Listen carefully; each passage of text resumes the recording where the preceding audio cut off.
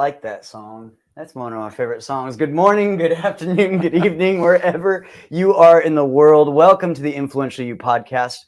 I'm Josh D'Amigo, senior faculty member with Influential You, and I'm here with John Patterson, CEO and co-founder of Influential You as well. We come to you every single week and we let you know about the things that we teach, how you can take charge of your career and amplify your professional influence.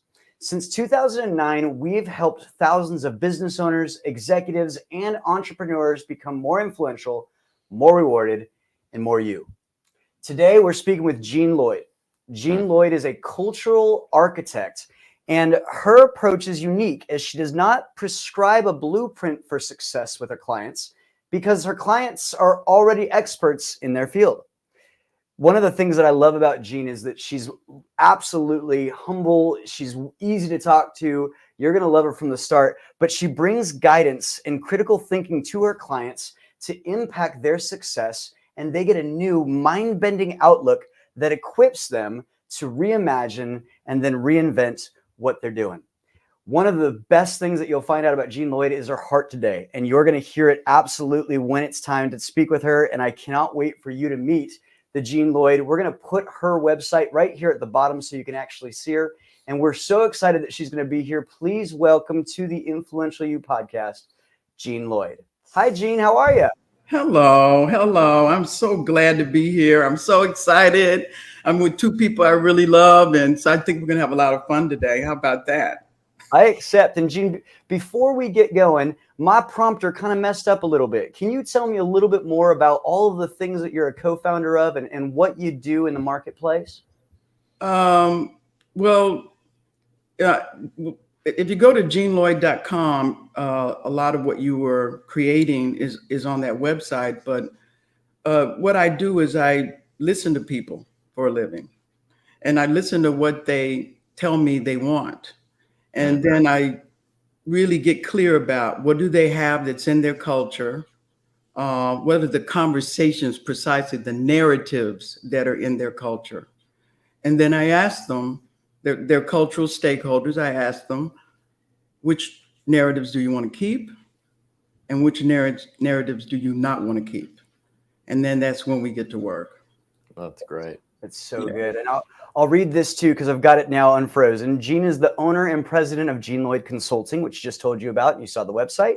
She's also the founder of the iCommunicate Summit and the founder of Alma's Alchemy Inc. She lives in Baltimore, Maryland, and is a graduate of the Fundamentals of Transaction program, Priority and Practice, and is completing the Mechanics and Practice program. She's John Patterson's longtime friend and my brand newest friend. And that is how I wanted to introduce you. So because you're my brand newest friend, I'm going to let John ask you a couple of questions and get out of the way. Well, first of all, it wouldn't be a conversation between you and I, would it, if we didn't love on each other just a little bit? Exactly. I think I've known you, what is it, 10 years, 20 years? I don't know how long it's been, but you are one of those people that whenever I get a chance to just spend a little bit of time with you, Jean is one of those people that you feel as if someone's there standing steadfast and kind of gotcha, like don't worry, I gotcha. That's kind of the best ways that I experience myself when I'm around you. And I've known you to be a very powerful woman throughout your entire career. And it's great to have you here with us. Now, I want to kind of start us off. You've been a participant in our programs. I don't know exactly when you started. Do you remember what year? Roughly 5 years ago, 2 years ago, 7 years ago? Say again, you kind of cut out. I said, do you remember about when you started with us? Oh, maybe 4 years ago when I did FOT. All right, good. Fundamentals of transacting. Mm-hmm. Good. So tell us a little bit about your journey. Everybody that we interview here who's been a customer of ours has a bit of a journey. There's life before Influential You. What were you dealing with in your life? I remember seeing something in your notes about invasion of the body snatchers. What were you dealing with? Well, I think I'll start at the beginning because it really will tell you. Yeah. kind of how I even decided to come to Mother Earth. It was, I was born in December on Christmas Day, and I was born in Colorado Springs, Colorado. And my mother told me this story, and it's just so apropos to Jean Lloyd. Okay, so my mother's having a baby, right? And then all of a sudden they get really excited and they're like, oh my God, get the doctor. We need support. And so then they call my father and they tell my father, come to the hospital, Mr. Lloyd. He said, is it my bride? And then they said, no, it's not your bride. And then he said, well, the baby. They said, not the baby, it's the babies. So I was born and they weren't expecting me to come. And so I'm a twin. And my father gets to the hospital and he's like, oh my goodness, wait a minute, that's not my baby, she's white.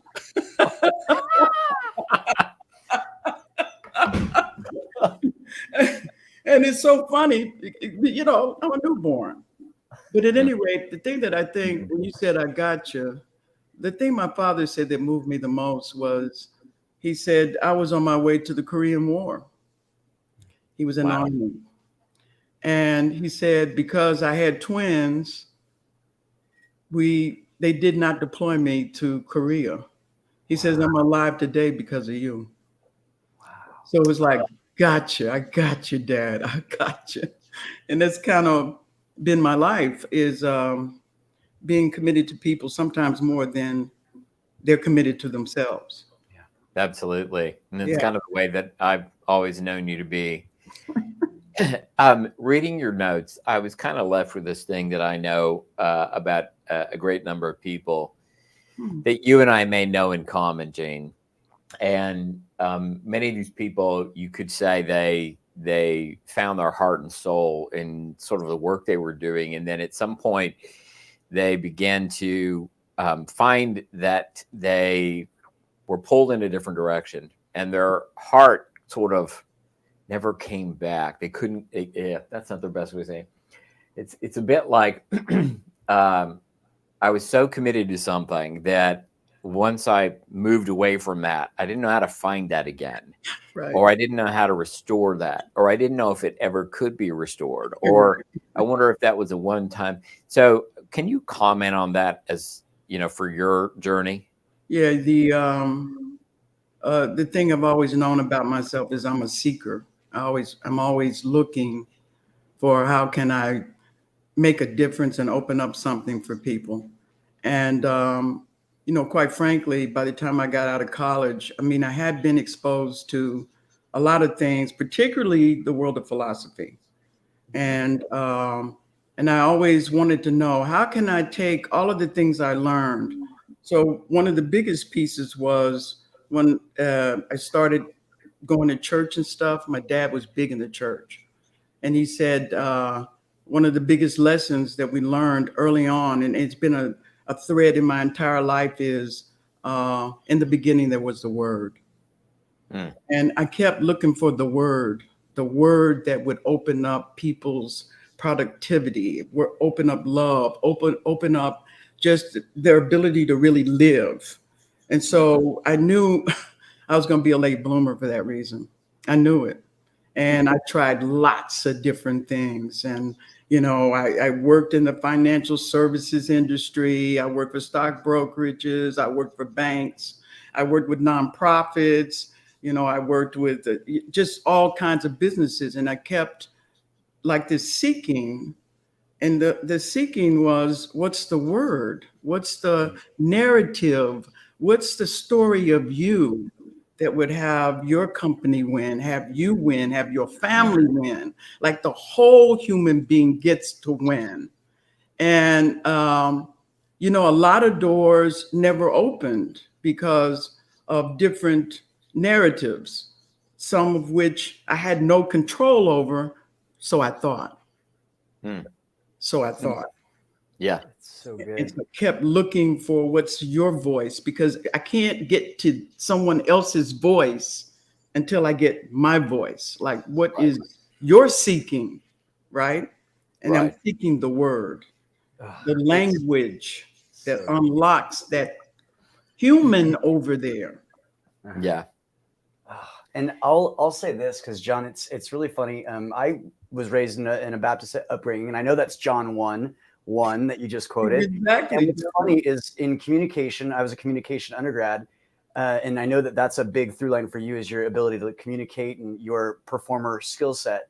One of the things I used to say at Bible college was the first gift that God did after He created life was the ability to communicate. And I didn't know how I was going to fit that in today. And Eugene, you did that perfectly for me to be able to say that. But what was it then at the end where you're like, you know what, I have to do this. This fundamentals of transaction program is something I must do. What was that thing for you where we decided that up with this I shall no longer put? We're doing fundamentals of transaction. That is so good. So after all those years of studying people and learning so many, many things, I was finally ready to take on what really was close to my heart. Now, learning about people's lives and all that was extraordinary, but I also knew I was too sensitive. I was wore too much on my sleeve. And it had a lot to do with ancestral memory. I know it did, because I've never been a slave. I mean, I've had a great life. I haven't suffered, but I'm in the presence of the tremendous suffering as if it's my own. And so now I'm interested in, now that I've learned what I've learned and I'm now grounded enough and know myself enough, I can stay present in these really difficult conversations.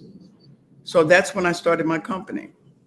And I created it just the way I talked to you all about. Okay, we're going to find out what the narratives are, and then we're going to get to work.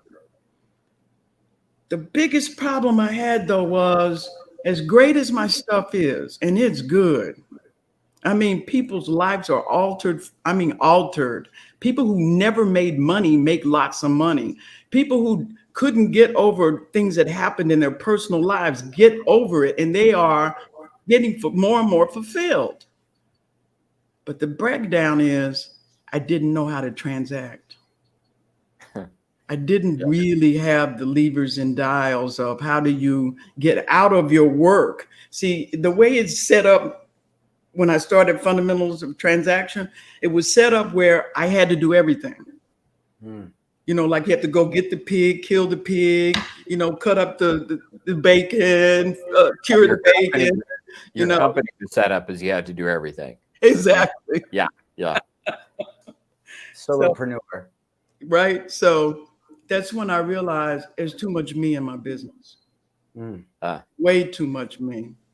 I'll never ever be able to leave a legacy if there's so much me. Yeah. And in that statement, it's such a beautiful statement, so much me in my business. Did you not only see that you weren't having others participate, or there was, you know, there's no way to give away the legacy of you over time and so forth, but did you also see that there was too much you, as in ways you were in the way? Like, did you deal with you getting out of the way as well in some instances? Yeah. And if so, do you want to say anything about that? Yes. I remember this was a big turning point for me. It was at the very end of FOT, Fundamentals of Transaction, at the very end where you were interviewing me. Yeah. You, John Patterson. And you said to me, I don't know if you have enough, if you're an ambitious adult. And when you said that to me, that was like a sledgehammer. Bam! You know, I'm just like, whoa, Jack, that's just wrong. You know, that's just wrong. Why are you talking to me that way? You know, and whenever I get indignant like that, I know you're on to something. Yeah. So when you said it, I started to confront what you said. Let me see if I can get what he said, not what I thought he said. Yes. And what I got clear about was having ambition is not enough. If I can, for the sake of our listeners, I just want to say something about it, and I'll say something about it to clarify for you. I remember the moment quite explicitly myself, but I've never, ever, ever had the thought, do you care enough? I mean, the well of caring is deep. It is infinite. It is endless. Yeah. The concern I had for you is, do you have the ambition to transact for your aims, And that really was the concern I had, because I know a great number of people who care so deeply about the world in so many ways, whether or not they care about the world as an ecological something, or they care about people in the world. Yeah. But then there's caring for you. And you said this a little bit earlier, caring for you enough to make sure that you were thriving and your legacy could live on because you were thriving and you took care of this resource, you, to take things on and take them on into the world. So that's where I said that from. If that adds any additional something to what I said back then. Well, I think I get that. I think I'm glad you said it, because there's so many people that could misinterpret it totally. You see what I mean? So this whole thing about ambition, here's what I thought I see. Ambition actually, in some ways, is a dirty word. Yeah. Because, you meet people all the time. Their ambition is absolutely disgusting. I mean, they will do any and all things to get where they're going. And so it does have a kind of a bad rap. But in this instance, it was more about me being someone who would accept offers, and then I would do whatever the client needed me to do, and I worked things out. But when I got clear about what ambitious adult means, that means you're thinking tactically, you're thinking strategically, you are designing an enterprise that gives rise to everyone being taken care of, including yourself. Yeah. And one of those things that mean a lot to me is legacy. Like, I don't die with everything that I have over here with me. Why would you want to work so hard all these years and make all the difference you make, and then no one gets the benefit of it over there where they are, so they can build on the shoulders of it? Yeah. So it's very cultural in many ways. For me, when I look back, my grandmother was a sharecropper. There isn't really a conversation about surplus at all. Even though I never suffered economically, my parents were great and are still great. They still live. But I'm thinking about, if you really are living legacy, there would be surplus. There would be more than enough where others could thrive and stand on the shoulders of your thriving. And that's when I said, I get where Brother Man was coming from. I love that. And I, as a performer personality myself, Gene, I sort of hear John's velvet sledgehammer, that he calls it, the way that you hear it. There's velvet there, but sometimes you don't feel it, because performers, we're a little sensitive. At least we can be. We can be. We can be. So I know that was probably the bigger takeaway. Was there any other big lessons that you learned during the fundamentals of transaction? And before you answer, just a reminder to everybody watching, we're interviewing Jean Lloyd. You can find more about her at jeanlloyd.com. She is one of our clients, and she is lovely. You'll have to connect with her and find out more about her.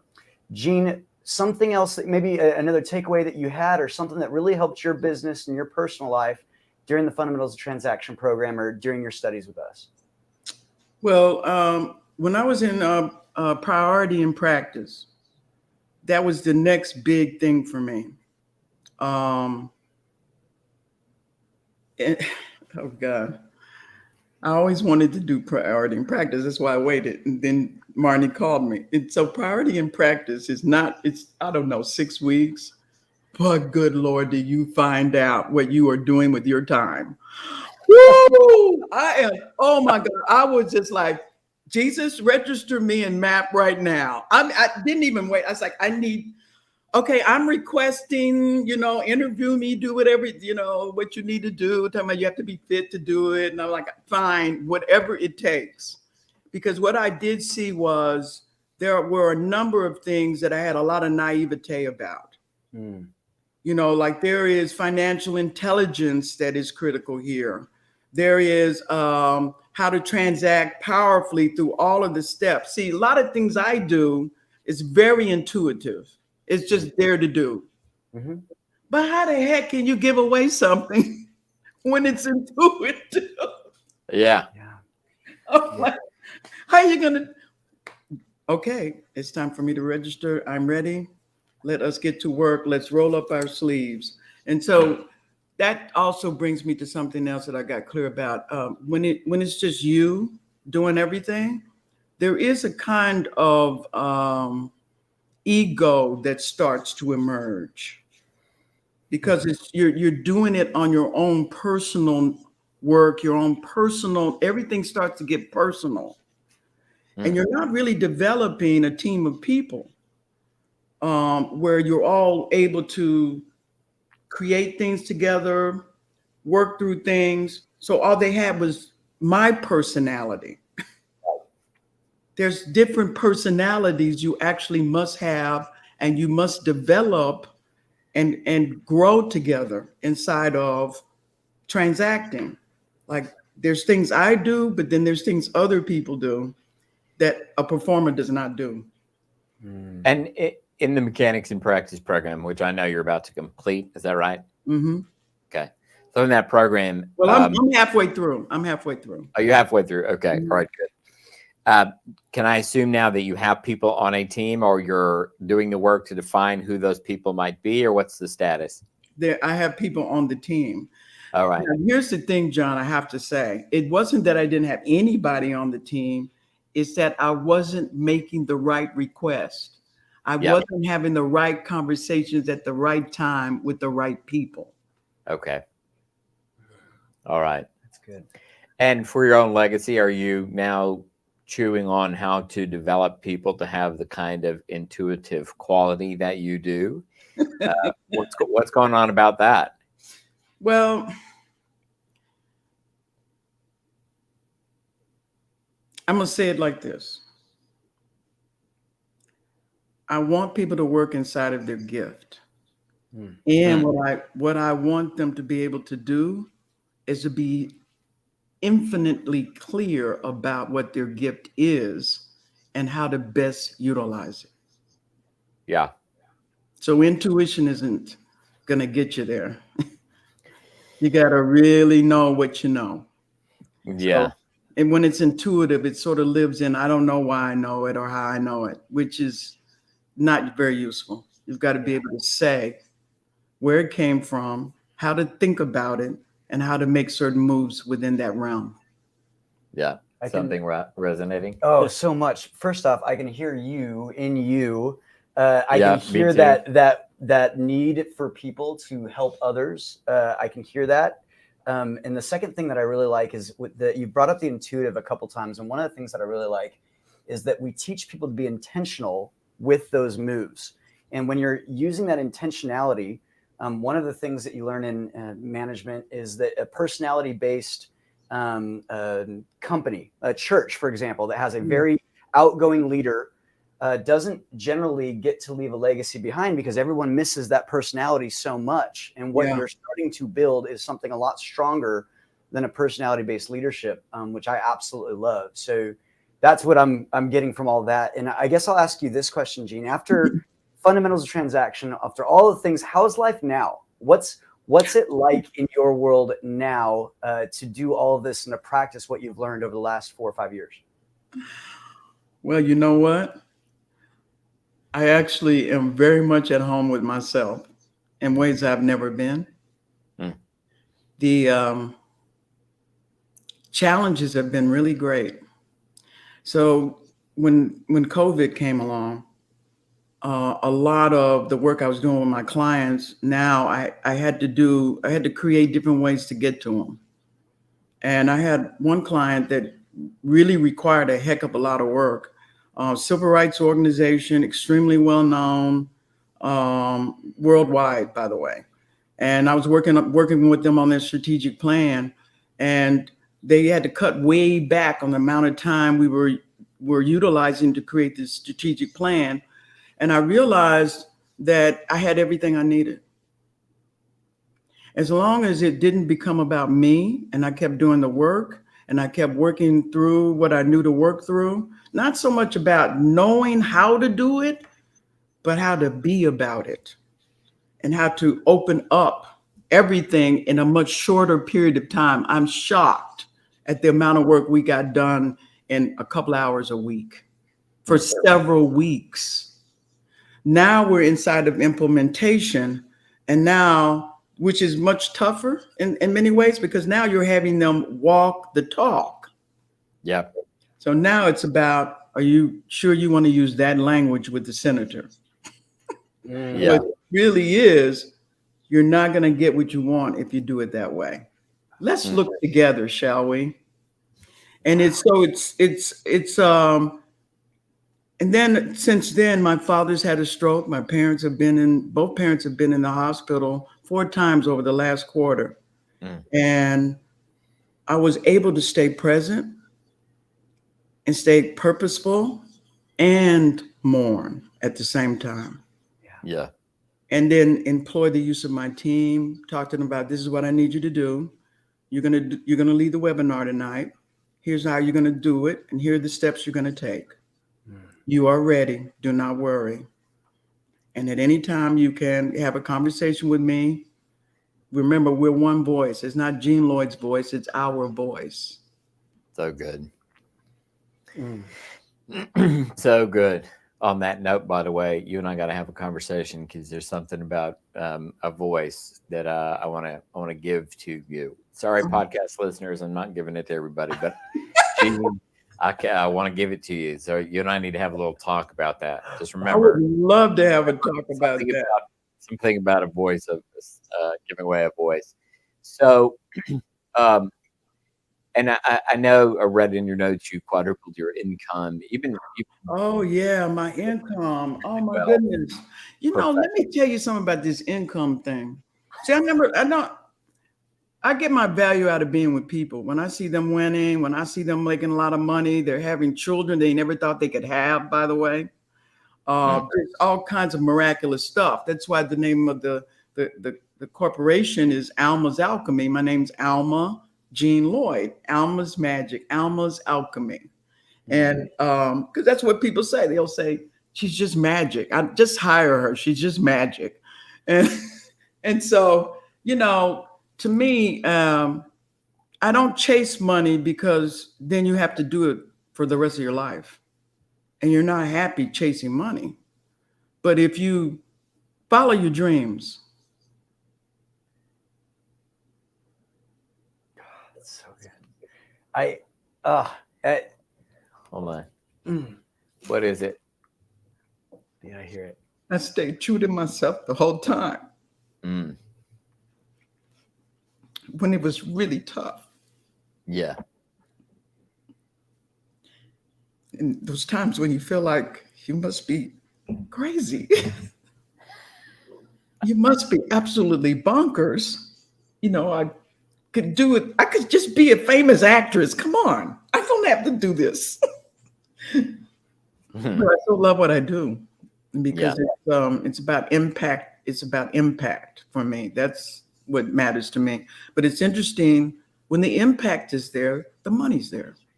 Yeah. And I quadrupled my income this year. Wow. And now I'm at work on others being willing to accept surplus in their life. You don't have to be without anything to really make a difference. Why would you sacrifice? There's no need for it. The world needs to see that great people can win too. Absolutely. Accept. Yeah. Wow. It's just incredible, because there's so much of the performer personality that I hear in every answer that you've given. And so there's a few things as a performer that I'm very curious about as to what it was like for you. Something you've mentioned a lot of times, and I can hear it, is your care for others more than self, which is something that we say often about the performer, taking care of everyone else before they take care of themselves. How did you kind of wrestle with that, deal with that in your business when it came time to know this is what the prices are? Some of those things that performers have to wrestle with a little bit. It was in, it's so interesting. In the module, the last module in MAP, it says, you're doing this for you. That one line so resonated. It never stuff like that never resonates for me. I'm like, really? Okay, whatever. No, this time it resonated. The kind of work we're doing is it's got to get to a place where you're so infinitely clear about your aims in life. You're clear about what it is that you say you want in life. First, you've got to free yourself. You can't go free others without freeing yourself. And so that time when it said in the module, you remember you're doing this for you. It's like, wow, that's right. I'm doing this for me. And I have to keep reminding myself, you're doing this for you. I just want to, I want to do one thing. I just want to ask you, because I know that you were just with us at the conference in Ventura, California. And during that conference, we launched. What's happening with your mic, John? Uh-oh. Is it all right now? Yeah. Say the last sentence, please. I said, I know you were with us at the last conference in Ventura. Yeah. Yeah. All right. So at that conference, we launched the 5 stages of professional influence. And those stages were an opportunity for us to move, introduce and move people through different stages of influence. So, and I can hear them so well in a bit of your journey, but just for our listeners, the beginning of that journey is to recognize that you're not known at all. You're right. Right. And then to move to somewhat known and then well known and celebrated. And one of the things that I find interesting about that particular journey is that the journey itself is a journey of influencing others in such a way that the value of what you do, the value of the offer of help you are, your business, your profession, your work with people, that value expands and expands and expands over time. And what people find along that journey is that about the time they move from known to well-known, it ain't about them anymore. Yeah. It's about the value itself, the value proposition, if you will, the magic, the whatever that is. And there's not real ways to move from known to well-known without giving up a little bit of your own self and, or ego about yours. It's got to be about me. Not at the level of well-known. It will look like it's all about you, but that's not how you get there. No. And then celebrated, this is where we're talking about your legacy being immortalized in your absence. You're not even there at all. So I just wanted to find out if there's any comment that you care to make about, looking at all of that and how it resonates with your journey. Wow. I don't know. I actually think I think it moved from my dream that we would all kind of learn how to work together some way. Now it's not my dream. It's our dream. There was an America that got created. That's our dream. There's the dream of a mother. There's the dream of a father. There's a dream of we have many dreams that are collectively part of the human experience. These are our dreams. And no matter what language you say, no matter what color you are, these are our dreams. And we got to believe in our dreams. So it's not my dream anymore. It's our dreams. It's on the shoulders of all our ancestors. Everything they ever did or didn't do, it's all included. And it's our dreams. We have to believe in our dreams. That to me is legacy. And I don't know if this is premature or not, but I'm hearing a little bit of what you're at work on with your cultural, how do you describe the iCommunicate Cultural Collaborative. That Yeah. that whole thing is about leadership, leaders causing leaders. So, and this is, I think, you want to tee this up because I think this is really we invite people here to take a bit of a soapbox moment or to express whatever you're committed to. So, if you want to say anything about You're breaking up again. I don't know. We'll say it this way. We give everyone a soapbox moment towards the end of the thing. And we were sitting there going, hey, you probably have been a through line the whole way because I feel like your heart after your heart after your heart. If you had to have like a soapbox or something that's your kind of vision for what you're doing, what would that be? Listen, I'm in MAP because I started creating this years ago. It was all about leaders causing leaders. It was all about meeting people where they are and then taking on their relationship to teamwork. Like dreams come true with teams, right? And so I started the iCommunicate Cultural Collaborative here in Baltimore. And, we have a summit and it's once a quarter and we go after it. And I do a deep dive around what it is to be a leader that causes other leaders because nobody's coming. We keep looking like somebody's coming, the government will save us, something's going to save us. No, it's us. So if you're interested in legacy leadership, that's and I now don't think legacy is something that just happens when you're older. I actually think it happens as a calling because I started thinking about it from day one. I mean, my parents say, Alma Jean was born old. So I came in the world looking for legacy leaders, people who are going to step to the future. And we're going to do what needs to be done and stop waiting on institutions particularly. That's not the design of those institutions. It's our job to get done what we need to get done. So the iCommunicate Summit is about that. And it's grounded in communication.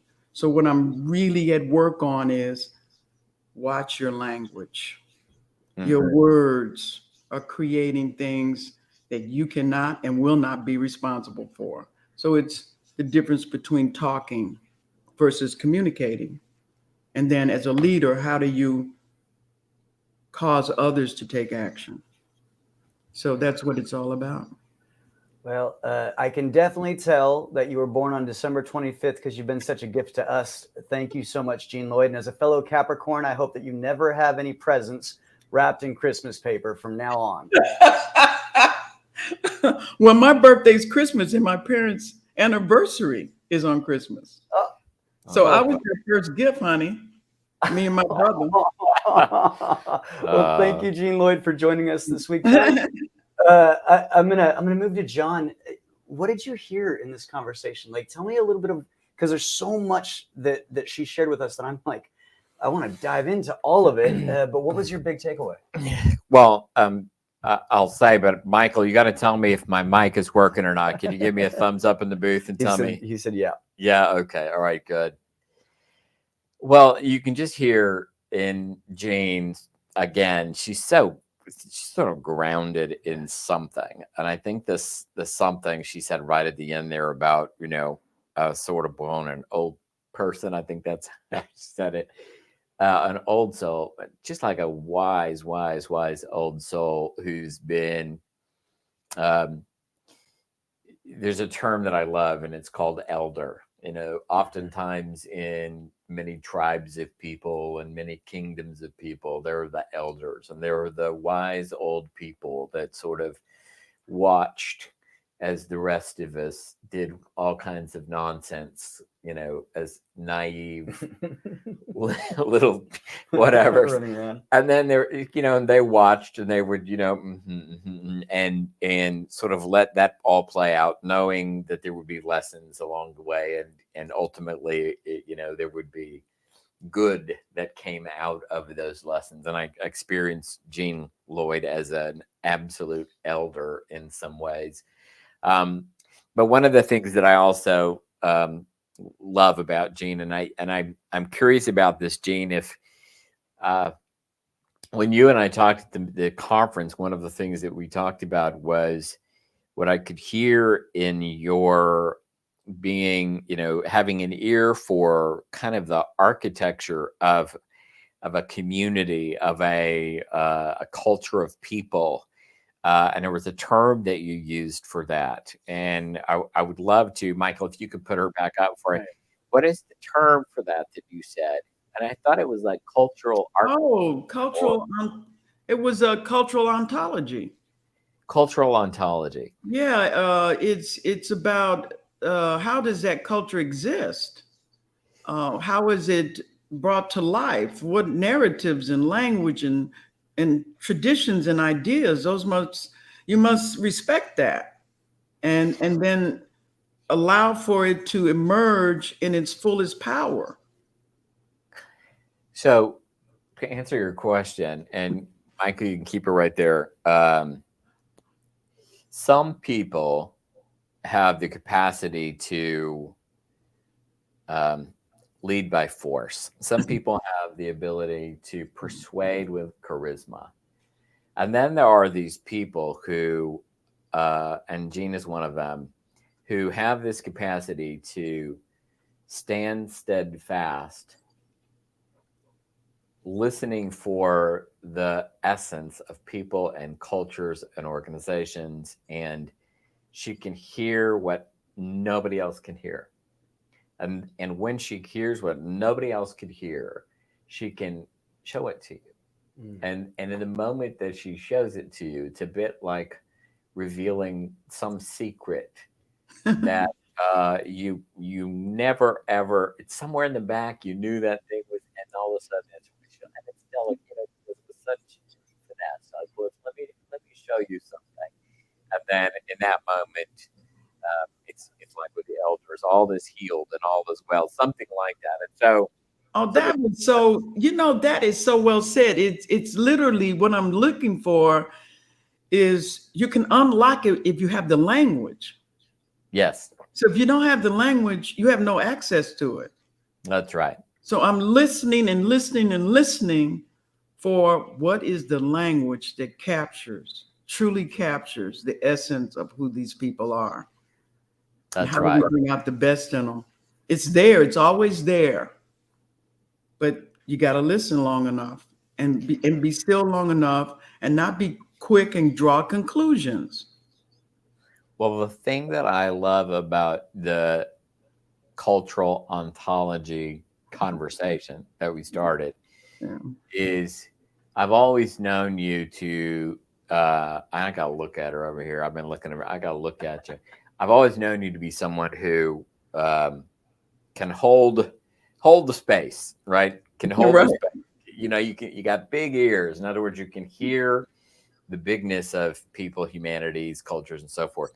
And I think there's something really important about the work that you do and culture in the same way that Influential You introduces personality as an access to some kind of coexistence. And there's a kind of cultural ontology that's distinct from what I would call characteristics of a culture, as in I can describe it, but describing it doesn't get it. Get it. That's like saying, if I described you, it might be like, okay, well, she's got, large earrings and a colorful dress and brown hair. That doesn't describe Jean Lloyd.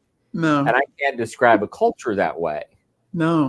There's something else. There's the heart and soul of a culture and so forth. So anyway, I've often thought of you sort of as, somebody who can heal cultures.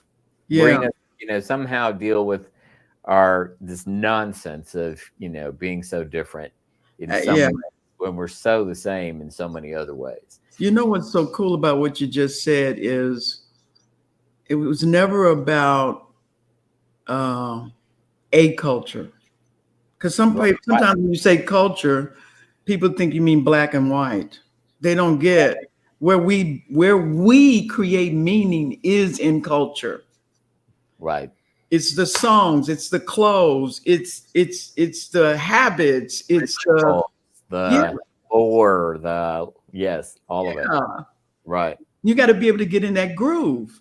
So if you're in your own groove, you can't hear their culture. That's right. And then it becomes offensive. And there's appropriation in there. Things we do that are harmful and we don't know it is. And yet it still does harm. Yeah.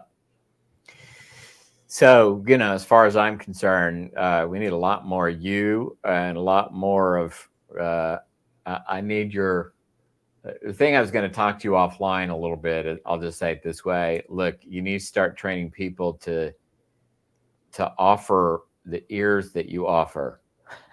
Oh, yeah. That's, knock, knock, knock, knock, knock. Well, here's the thing, so for everybody, so good. I know I feel like we're having a one-on-one here, but so sorry. I know. Patience. So, as anybody moves through the stages of professional influence, and this is, where I'm interested in a lot of your help being in the world. So that means I got to get you bigger than you. That's right. You do. I got to get you a lot bigger than you. And so getting you a lot bigger than you means that there's some way in which to transfer the skill, the knowledge, the work, the labor, the gift, the ability to enough apostles. By the way, I only talk about religious truthers. I am not a religious person at all. But enough, we got to get enough apostles. Got to get enough apostles around you that are, singing the Jean Lloyd song and writing the Jean Lloyd verses, and so, but not about Jean, but about the teaching. I know what you mean, man. Yeah. So that's all. The model works, man. We've seen it, centuries old. That's right. We know it works. So you need some apostles. I do need some apostles. They need to be fast now. Now. I know I look like I'm a youngster, but I'm not. I'm teasing, but you know what I mean. I'm not going to be around here forever, folks. That's right. That's right. Let's get to it. Well, all right. Well, that's all to just say, I love you so much. I want more of you in the world, and I appreciate you deeply. And it's so great to have you with us, and such a pleasure. And I hope you were honored today by being here. And, we're loving it for you. So great to have you with us. Yeah. Thank you, Gene. Thank you. What a joy. I love that John said he's not religious, because we just sat there and talked to an angel for an hour. Oh, Gene, I'm such a fan. We did. Oh, thank you so much. Next week, I know Gene's going to be listening in next week, because Nicole Briones is going to join John on the podcast, and Nicole is in Gene's study group. If you don't know Nicole, she has an incredible story that includes being recognized for her skills, moving across the country, and nearly doubling her annual income. You will not want to miss how she did it. Thank you so much for joining us today. Each week we stream live at 2 p.m. Pacific on our website, Facebook, LinkedIn, and YouTube. If you would enjoy this podcast, will you share it with others? You can subscribe on iTunes, Stitcher, or any place that you get your podcasts. Don't be shy. Give us a rating or review. We want to know what you think. Check out our show notes for links to connect with our guests, plus links to websites, books, or special downloads we talked about on today's episode. This podcast is made possible by the Influential You staff, mentors, and members all around the world. A special thanks to our executive producer, Tyson Crandall, with video and sound by Michael Teehee and Daryl Anderley. The Influential You podcast is produced by Influence Ecology, LLC in Ventura, California. This episode was recorded on July 27th. Good.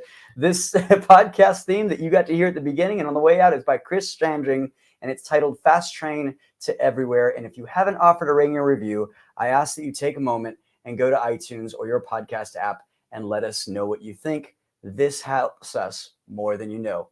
We'll see you next week.